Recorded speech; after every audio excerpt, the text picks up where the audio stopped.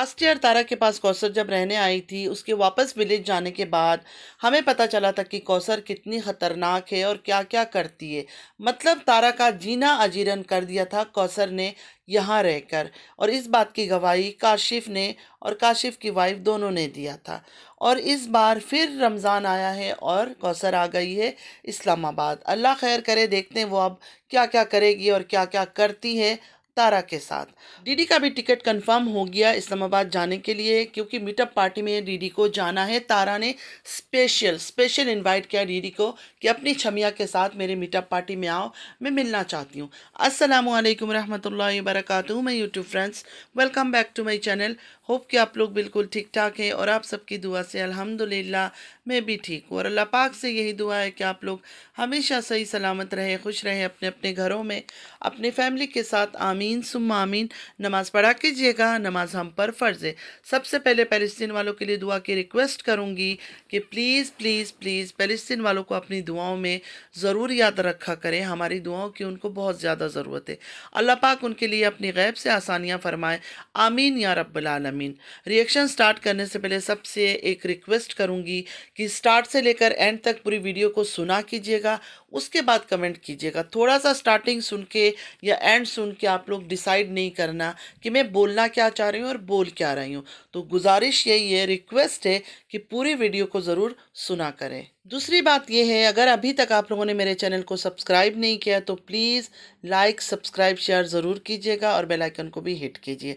और जिन लोगों ने मेरे चैनल को स्टार्ट से लेकर आज तक सब्सक्राइब किया हुआ है उनका दिल से शुक्रिया। अल्लाह पाक आप सबको, जिन्होंने सब्सक्राइब किया उनको भी, जिन्होंने नहीं किया या नहीं करते उनको भी अल्लाह पाक खुश रखे।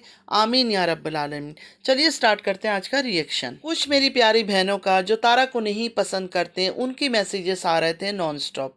मतलब वो देखते दोनों बहनों को हैं लेकिन तारा को पसंद नहीं करते, मुझसे प्यार करते हैं। तो मुझे उन्होंने ये मैसेज किया था कि आप तारा की फ़ैन बन चुकी है, आप तारा पर रिएक्शन नहीं देती है और इस वजह से आप कौसर को भी एक्सेप्ट कर चुकी है। तो मुझे ये पढ़कर काफ़ी टाइम से हंसी आता था, लेकिन मैं इग्नोर कर रही थी कि मैं क्या बात करूं। मैं ये कहना चाहती हूँ, मेरी प्यारी बहन कौसर कौन है? मेरी रिश्तेदार है, मैं उसको जानती हूँ। मतलब मेरे एक्सेप्ट करने से ना करने से किसी को क्या फ़र्क पड़ता है? मुझे एक बात बताए, जो औरतें आज तक कौसर को साजिद की वाइफ नहीं है कहती है, उन्होंने क्या उखाड़ लिया? उन्होंने तो बड़े बड़े दावे किए थे, हम ये कर लेंगे, हम वो कर लेंगे, निकाहनामा फेक है। देखिए वो पाकिस्तान के अंदर बैठ के ये बातें कर रहे थे।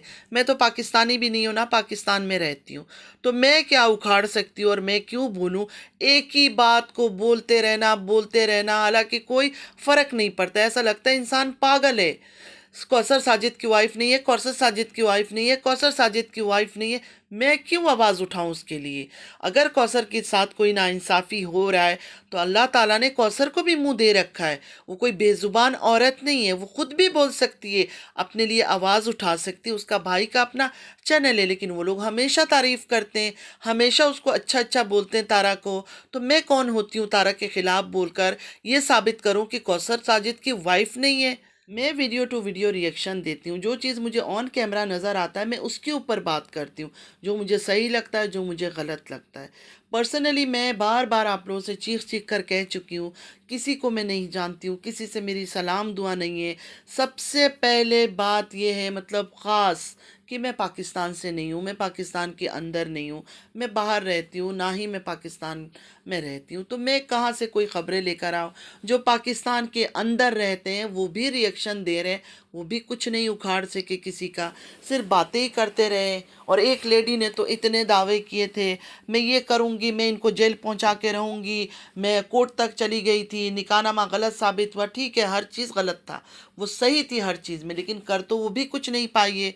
वरना उन्होंने कहा था जाने से पहले मैं कुछ ऐसा करके जाऊंगी कि दुनिया याद करेगी। मुझे मेरी एक प्यारी सिस्टर ने बताया कि वो तो कंट्री से जा चुकी है, क्योंकि वो उनको भी देखती थी, मुझे भी देखती थी, वो कंट्री से जा चुकी है।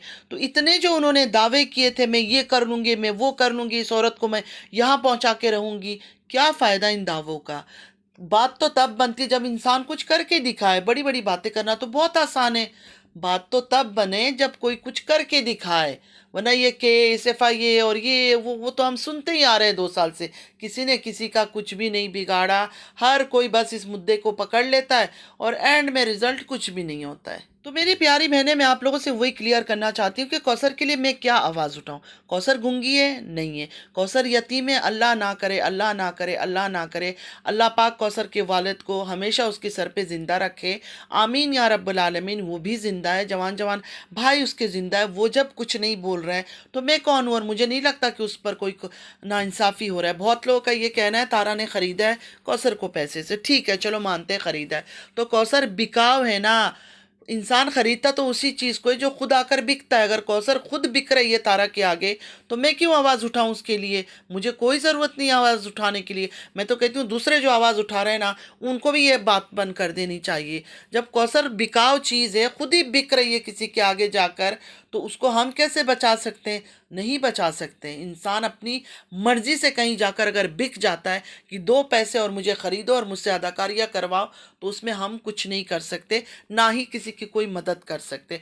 उल्टा लोगों के सामने हम गलत साबित होते हैं, हम गंदे साबित होते हैं, हम गुनहगार बनेंगे। हम क्यों बात करें? इसलिए मैंने सोचा अब बात नहीं करूंगी। हाँ, आप लोगों ने इतना मजबूर किया मैसेजेस करते करते करते, तो मैंने कहा थोड़ी सी मैं अपनी बात क्लियर कर दूं कि मैं क्यों नहीं बोलती हूँ कौसर के बारे में। इनफैक्ट मुझे कौसर के बारे में बात करना ही नहीं था, कभी भी बात नहीं करना था।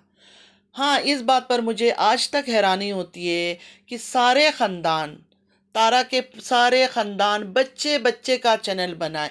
एक घर में सिर्फ डीडी के घर में ही देख ले, मियाँ बीवी बेटा सबके, मतलब 6 6 7 7 8 8 चैनल है, सबके बने हुए। लेकिन सिर्फ कौसर के घर में कौसर का भाई का चैनल है, बाकी किसी का नहीं है। और कौसर अच्छा खासा बोलती है। हमें ऐसा लगता था कि शायद कौसर बोल नहीं सकती है, कौसर बेज़ुबान है। लेकिन आप लोग को याद होगा जब हीरा की और हीरा के जो चाचू है साजिद, जो तारा के हस्बैंड है, उनकी जब लड़ाइयाँ हो रही थी, तो कौसर ने वीडियो बनाई थी और पूरी तरह से जैसे एक ब्लॉगर वीडियो बनाता है, शीशे के आगे खड़ी होकर कौसर पूरी बातें कर रही थी। कहने का मकसद यही है कि कौसर के पास अच्छा खासा ज़बान है, वो बोल सकती है, वो गूंगी नहीं है। जो हो रहा है कौसर की मर्जी से हो रहा है, कौसर की सहमति से हो रहा है। अगर वो विलेज रहना चाहती है तो रहना चाहती होगी, मैं तो अब इस बात में बोलूँगी ही नहीं।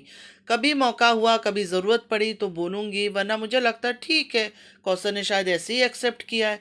और अगर ख़रीदा है तो कौसर अपनी मर्जी से भी किए। आजकल का वो वक्त है कि एक छोटा जो बच्चा है ना, 5 साल का बच्चा है ना, उसके पास भी ज़बान है। वो भी मुंह से इतना तेज़ तेज़ बोलता है कि हैरान हो जाएंगे आप लोग सुन के। उसको भी हम ज़बरदस्ती फोर्स करके कुछ करा नहीं सकते। उसका मतलब होगा तो वो खुशी से कर लेगा, नहीं मतलब होगा वो भी इनकार कर देगा। कौसर तो बहुत बड़ी एक औरत है। हाँ, मैं तारा से ये ज़रूर कहूँगी कि कौसर को भी चैनल बना दे। सारे ख़ानदान के बच्चे बच्चे का चैनल बना हुआ है, तो कौसर का चैनल बन जाएगा तो क्या फ़र्क पड़ेगा बोल के, आपके लिए अच्छा होगा, मतलब तारा के लिए अच्छा हो जाएगा। यहाँ आप तारा को ख़र्चा करना पड़ता है कौसर के लिए, क्योंकि कौसर काम नहीं करती है। अगर कौसर ख़ुद कमाना शुरू कर देगी, ब्लॉगिंग करना शुरू कर देगी, जो भी थोड़ा बहुत या ज़्यादा जितना भी कमाएगी, अपने ख़र्चे खुद उठाएगी। घर का ख़र्चा हो गया, खाने पीने का ख़र्चा हो गया, कपड़ों का ख़र्चा हो गया, मतलब जो भी ओवरऑल उसके खर्चे हैं वो खुद कर सकती है। तारा के ऊपर बर्डन नहीं आएगा। तो तारा को चाहिए इसको भी चैनल बना के दे कि हाँ भाई, तुम अपना ब्लॉगिंग करो, घर के कुकिंग करो, क्लीनिंग करो, जो भी है छोटी मोटी चीज़ें दिखाओ, देखेंगे। क्योंकि तारा की ख़ानदान के जिनको बोलना नहीं आता, जिन आदमियों को बात करना नहीं आता, लोग उनको भी पागल होकर देखते हैं। तो मेरे ख्याल में कौसर का अगर चैनल बना तो कौसर को भी लोग पागलों की तरह देखेंगे। मैंने जस्ट अपना ओपिनियन शेयर किया कि मुझे ऐसा लगता है कौसर का चैनल होना चाहिए। बाकी कौसर की मर्जी है, कौसर चाहे तो तारा को कह सकती है कि मुझे चैनल बना कर दो, फ़ोन है कौसर के पास, और नहीं बनाना है तो नहीं बनाना है। सबकी अपनी अपनी मर्जी, अपनी अपनी ज़िंदगी है। जो जिस तरह मर्जी है जी रहे हैं, जो जिस तरह मर्जी है कंटेंट लेकर आ रहे हैं, जो जिस तरह मर्जी है कंट्रोवर्सी क्रिएट कर रहे हैं। मैं कौन होती हूँ बोलने वाली? मैं तो जो मुझे ऑन कैमरा नज़र आएगा मैं उसी के ऊपर बात करूँगी। और जिनको कौसर से इतना ज़्यादा प्यार है, जो पाकिस्तान के अंदर स्टे कर रहे हैं, जो पाकिस्तानी है, जो पाकिस्तान के अंदर रहते हैं, वो लोग कौसर से मिलकर उसका इंटरव्यू क्यों नहीं करते हैं? इंटरव्यू ले ले, कौसर से सारी बातें सुन ले। एक बंदा अगर अपने मुंह से कुछ नहीं बोलेगा फिर भी हम पीछे बोलते रहे, नहीं नहीं उसके साथ बुरा हो रहा है, नहीं नहीं उसके साथ नाइंसाफ़ी हो रहा है। ये तो हमारा पागलपन है, ये तो हमारा पागलपन है। हम कैसे कह सकते हैं नाइंसाफ़ी हो रहा है? जो भी हो रहा है उसकी मर्ज़ी से हो रहा होगा, तभी वो खुशी से आ जाती है, चली जाती है, फिर गाँव भाग जाती है। सब कुछ इंसान अपने मर्ज़ी से करता है। कौसर कौन है, मुझे एक बात बताए? कौसर बहुत बड़ी हस्ती है, बहुत बड़ा कोई नाम है उसका, कोई पॉलिटिशियन है? कौन है जिससे कोई मिल नहीं सकता है आम आदमी? मतलब इतने सिक्योरिटी के अंदर से घुस के कौसर से कोई मिल नहीं सकता है। जिसको मिलना है कौसर से वो मिल के कौसर से हर चीज़ पता भी कर सकते हैं। लेकिन किसी को कोई दिलचस्पी नहीं है, सबने बस रिएक्शन रिएक्शन करना है यूट्यूब के लिए। बाकी सच झूठ का किसी को कोई लेना देना नहीं है, सिर्फ बोलना है। तो बोलना बस कर दो, अभी ये 2 साल काफ़ी हो गया। कौसर वाइफ नहीं है, कौसर नकली वाइफ है। बस मेरा तो इंटरेस्ट ख़त्म ही हो गया कौसर के टॉपिक से। अभी भी मैं कौसर पर बात करूंगी क्योंकि मेरी बहनें सुनना चाहती है, तो मैं वही बात करूंगी जो मुझे नज़र आएगा। अब वो बीवी बनकर आई है तो बस ठीक है। अगर वो एक पराया मर्द को शौहर ना होते हुए बीवी हस्बैंड मान रही है, तो हम कैसे ज़बरदस्ती उसको कबूल करवा लेंगे कि नहीं वो उसका हस्बैंड नहीं है? कौसर ने 2 साल तक कभी बोला है कि मेरा शौहर नहीं है वो आदमी? नहीं बोला है। नकली निकाहनामा ये वो इतना कुछ लेकर आ गए, लाकर क्या हुआ? कुछ हुआ नहीं हुआ। कोई किसी ने कानूनी कार्रवाई की नहीं की। फिर इतनी ज़्यादा बातें क्यों करना? मैं सोचती हूँ बिल्कुल फजूल है। हम 2 साल तक यही भौंकते रहे कि कौसर वाइफ नहीं है, कौसर वाइफ नहीं है, कौसर वाइफ नहीं है। लेकिन वो लोग कहते रहे कि नहीं हमारी वाइफ है। पाकिस्तान के अंदर बैठे हुए लोगों ने कुछ नहीं किया, कुछ कर ही नहीं सके, सिर्फ बड़ी बड़ी बातें किया।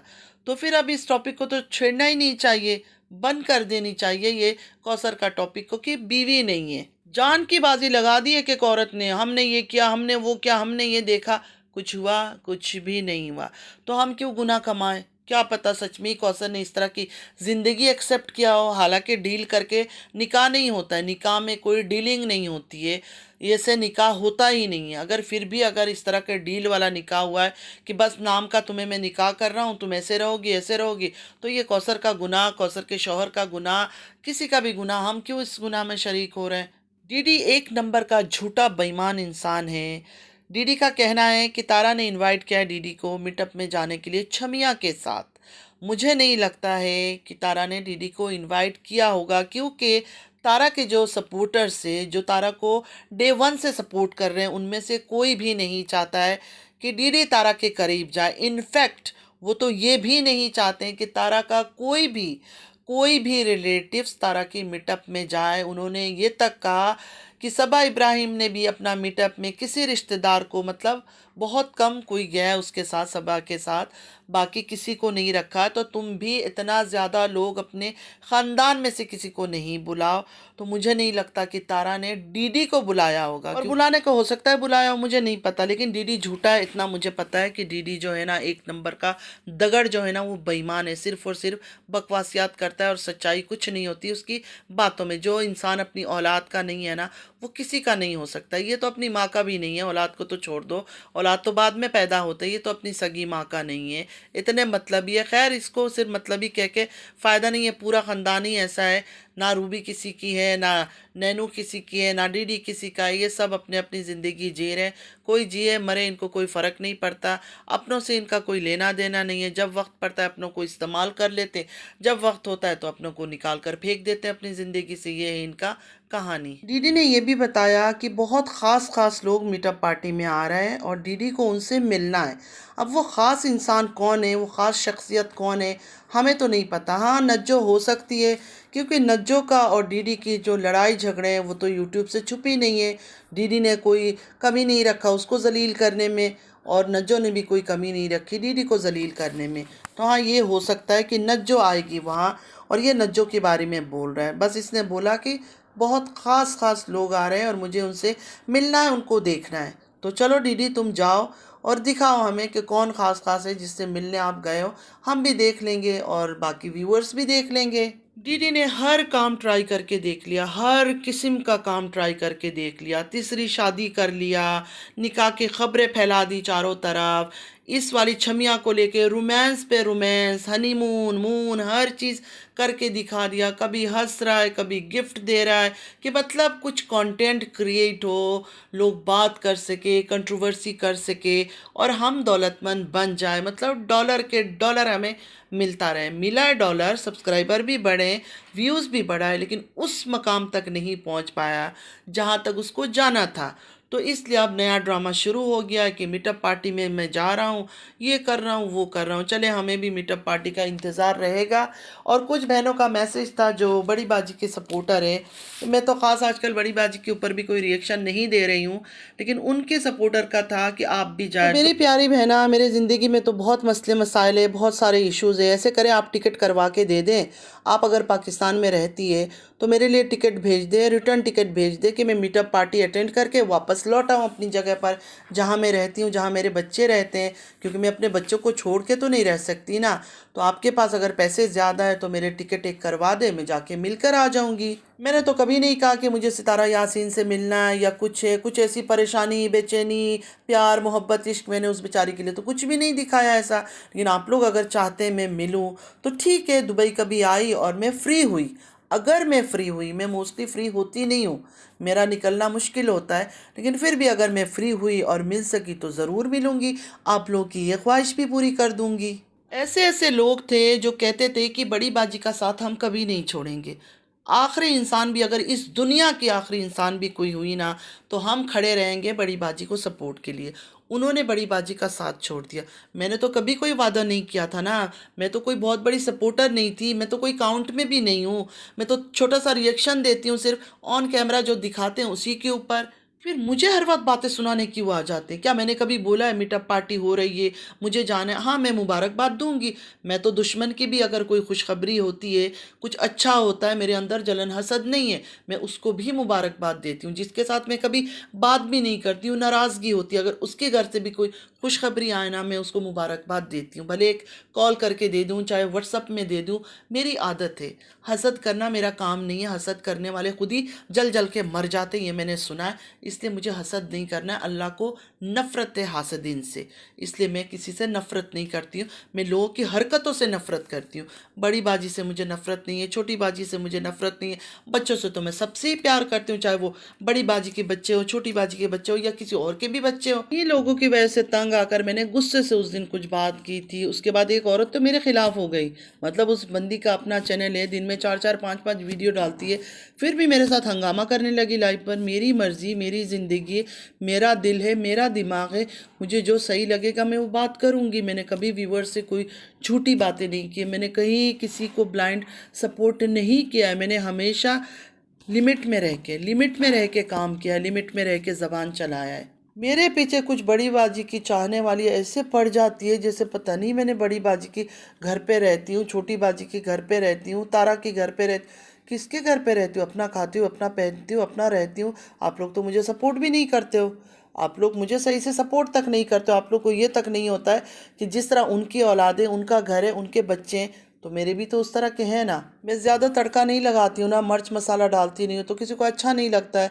मैं सबको धोखा नहीं देती हूँ कि हाँ मेरे पास खबरें हैं, कल खबर बताऊँगी, कल वॉइस लीक करूँगी, कल फ़ोटो दिखाऊँगी, परसों और कुछ बताऊँगी। तो इस वजह से मुझे कोई सपोर्ट नहीं करता है। कोई बात नहीं, अल्लाह तो सब कुछ देख रहा है। चले फ्रेंड्स, आज के लिए इतना ही। आज बहुत बातें हो गई। उम्मीद है कि आप लोगों को वीडियो पसंद आई होगी। अगर पसंद आई है तो लाइक, सब्सक्राइब, शेयर ज़रूर कीजिएगा। पसंद ना भी आए तो लाइक तो ज़रूर कीजिएगा, जो भी मेरी वीडियोज़ को देखते हैं। नमाज़ पढ़ा कीजिएगा, नमाज हम पर फ़र्ज़ है। चलती हूँ, दुआ में याद रखिएगा। ज़िंदगी रही फिर मुलाकात होगी। अल्लाह हाफिज़।